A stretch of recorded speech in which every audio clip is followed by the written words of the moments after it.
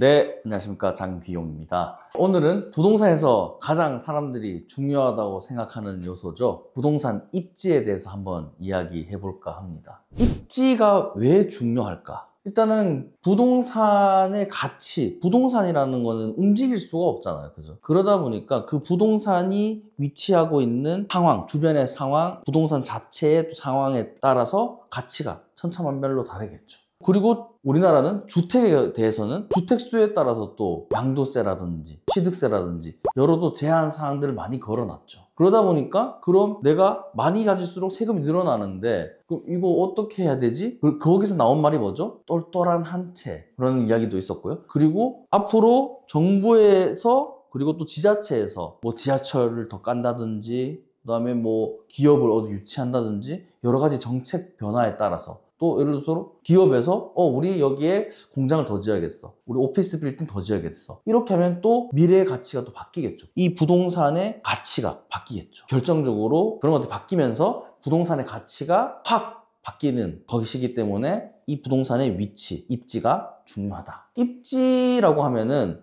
원래 전통적으로는 지리적 가치를 말하는 거겠죠. 그죠? 그래서 공기가 좋냐, 뭐 주변에 산이 있냐, 강이 있냐, 이런 것들이 전통적으로는 좀 중요한 가치로 평가를 받았을 거고, 특히 뭐 농경사회에서는 농사를 짓기 좋냐, 그런 것들이 있었을 거고, 그래서 뭐 고려시대부터 우리는 풍수지리 엄청 있잖아요. 그런 것들도 자연적 입지에 해당하는 거고, 그 외에 인공적으로 만들어진 입지의 가치도 있겠죠. 그게 이제 사회 경제적 입지라고 하는데, 교육, 교통, 뭐 일자리, 이런 것들이 사회경제적 입지라고 할 수 있겠죠. 이 두 가지가 결합돼서 입지가 결정되는 거고, 그 입지가 결정됨으로 따라서 물론 좋은 입지도 있을 거고 중급 입지도 있을 거고 우리 하급지라고 하는 입지도 생겨나게 되겠죠.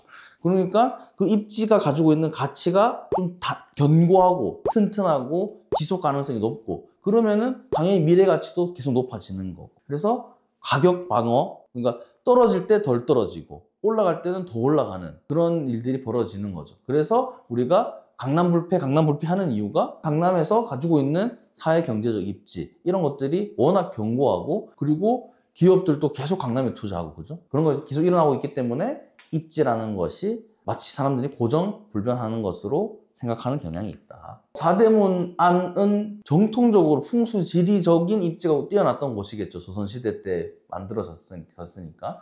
살펴볼까요? 실제로 보면은 서울의 사대문 안의 북쪽을 보면 북한산 도봉산이 있죠. 자연 방벽 역할하는 큰 산들이 있고요. 사대문을 둘러서 인왕산, 북악산, 낙산, 남산, 이런 야트막한 산들이 사대문을 둘러싸고 있어요. 그러니까 도성 방어선 역할을 하는 거고, 그리고 청계천이 흐르죠. 지금 이제 청계천 복원이 되어 있지만 예전에는 자연스럽 인왕산에서 흘러나와서 중랑천 한강으로 흘러드는 청계천이 도심 내에 물이 끊기지 않게 보급되는 역할을 해줬던 거고, 그리고 그렇게 연결된 하천이 한강으로 이어져서 전국에서 올라오는 바닷길, 물길로 통해서 올라오는 것들이 한강을 통해서 도성 내로 자연스럽게 들어올 수 있는 큰 물길도 확보가 돼 있죠. 그러니까 세금 징수 이런 것도 좋았겠죠. 이런 풍수지리적 입지가 있었고요. 최근에는 이런 풍수지리적 전통적인 어떤 입지 기준보다 인공적으로 만들어진 입지가 가격에 훨씬 더 많은 영향을 끼치죠. 대표적인 게 뭐가 있죠? 교통. 그죠? 지하철이 잘 깔려 있냐? 그래서 이 지하철 노선이 내가 출퇴근하는 직장이랑 잘 연결돼 있냐? 그리고 단시간에 갈 수 있느냐? 이런 것들이 중요했고, 그리고 학군에 공부시키기 좋은 학교가 있는지, 학원이 있는지, 이런 것들도 중요한 요소가 되는 거고요. 그리고 주변에 병원, 편의점, 뭐 백화점, 이런 생활 편의성이 좋은 인프라가 잘 갖춰져 있나, 이런 것들도 중요한 입지를 구성하는 요소 중에 하나가 되겠죠. 그리고 쾌적성, 이런 거 다 갖춰지고 있는데 아파트 너무 막 빡빡하고 동강 거리도 너무 가까워서 거실 창문 열면은 앞집 사람이랑 인사할 수 있고, 이러면 좀 불편하겠죠. 그죠? 그런 것들도 중요한 요소일 거고요. 그리고 교통보다 더 중요한 게, 바로 집 앞에 내 직장이 있어. 그러면은 뭐 교통 필요가 없죠. 그죠? 근데 이 집 앞에는 예를 들어서 공장이다. 그럼 공장 앞은 조금 그래. 그죠? 그러면은 조금 떨어져 있는 교통이 갖춰져 있어서 출퇴근이 편한, 이 두 개는 약간 상호 보완 관계라고 할 수 있을 거고요. 이것들은 이미 갖춰져 있는 요소들이고, 여기에 플러스해서 개발 호재라는 게 있죠. 많이 들어보셨을 겁니다. 개발 호재, 교통에 대한 새로운 계획, 학군을 만들 수 있는 또 새로운 계획, 생활 편의성을 바꿀 수 있는 새로운 계획, 직주 근접성을 개선할 수 있는 새로운 계획, 이런 것들이 개발 호재가 되는 거죠. 그러니까 이 개발 호재는 별도의 요소는 아니고 지금은 이런 것들이 좀 덜 갖춰져 있는데 더 갖춰질 수 있는 미래 가치가 또 입지를 결정하는 중요한 요소가 될 수 있겠다. 그래서 사회 경제적 입지를 제일 잘 갖추고 있는 곳이 어디죠? 강남이죠. 강남은 자, 살펴볼까요? 일단 파락군으로 대표되는 엄청 어마어마한, 그죠? 공부를 잘 시킬 수 있는 명문 학교들, 그리고 그 대치동으로 대표되는 학원가가 포진해 있죠. 그리고 강남 가보시면은 도로가 다 반듯반듯 바둑판으로 돼 있죠. 근데 4대 문화는 약간 꼬불꼬불한 골목들 많잖아요. 그죠? 그리고 거리 대비 지하철역이 가장 촘촘한 지역이 바로 강남이에요. 강남은 한 200m, 250m마다 한 번씩 지하철역이 있잖아요. 그리고 강남 안에는 또 양질의 일자리도 풍부하죠. 다 갖추고 있죠. 여기에다가 우리는 아파트를 지을 때 동강거리 이런 것들 제한을 두고 있고, 강남 처음에 지을 때 그렇게 빡빡하게 짓지 않았기 때문에 또 아파트 가보면 쾌적해. 그러니까 강남의 집값이 비쌀 수밖에 없는 것이다. 이걸 알고 나면은 그러면은 강남 아닌 지역도 강남처럼 만들면 어떻게 되죠? 강남처럼 집값이 올라갈 수 있는 거죠. 그게 바로 입지 변화의 힘이라는 겁니다. 입지는 지금 요즘 사람들이 되게 착각하고 오해하는 게 입지는 고정돼 있다고 생각을 해요. 강남은 영원히 상급지, 그죠? 다른 외의 지방이나 외곽지는 영원히 하급지이지 않겠나 라는 생각하는 경향이 있습니다. 본격적으로 우리가 개발이 거의 다 완료되고 2000년대 그때부터 계속 강남 불패를 해왔기 때문에 그렇게 받아들인 경향이 있는 것 같아요. 하지만 사실 그렇지 않습니다. 정책과 개발에 따라서 입지는 변할 수 있는 거다. 가령 예를 들어서 강남이랑 45km 이상 떨어져 있는 동탄이라는 지역 있죠. 거기가 동탄이 개발되기 전에 거기 가격 어땠을까요? 재밌지 않았을 겁니다. 그죠? 근데 그 동탄을 개발을 할 때 앵커 기업이었던 삼성 공장이 들어가고, 그리고 거기서 또 쾌적성을 갖춘 여러 가지 아파트 주거단지 배치라든지, 그리고 애들 공부시키기 좋은 학교라든지 이런 것들 만들어 놓으니까 물론 동탄이 강남보다 집값 높진 않죠. 근데 그래도 거리로 따졌을 때는 거의 의정부보다 아마 더 멀 거예요, 강남. 근데 동탄 안에 자생하는 생활권이 만들어지죠. 세종시 어떤가요? 세종시 원래 조치원읍을 중심으로 형성돼 있던 촌락이었거든요. 청주나 그죠? 대전이나 그런 지역에 비하면 완전 시골이었을 거예요. 근데 세종시를 만들고 국가의 중요 부처들이 내려가서 자리 잡고 하니까 지금은 그 근방에서 세종시가 가장 가격을 리딩하는 입지를 가지고 있죠. 그러니까 우리가 정리해보면은 교통 인프라를 개선한다든지, 일자리를 개선한다든지, 그리고 서울로 치면은 외곽지들의 뭐 빌라촌, 단독주택촌, 아니면 낡은 아파트가 있었던 지역들이 만약에 조금 주거 여건이 바뀌면 어떨까요? 또 입지가 바뀌는 거죠. 대표적인 게 뉴타운이 있죠. 그죠? 우리 미아리, 청량리 하면은 예전에 좀 부정적인 이미지, 뭐 성매매촌이 있고, 근데 지금 어떻게 돼 있죠? 미아 기름 가면은 아파트촌이 쫙 펼쳐지죠. 거기가 지금 34평형이 지금 14억.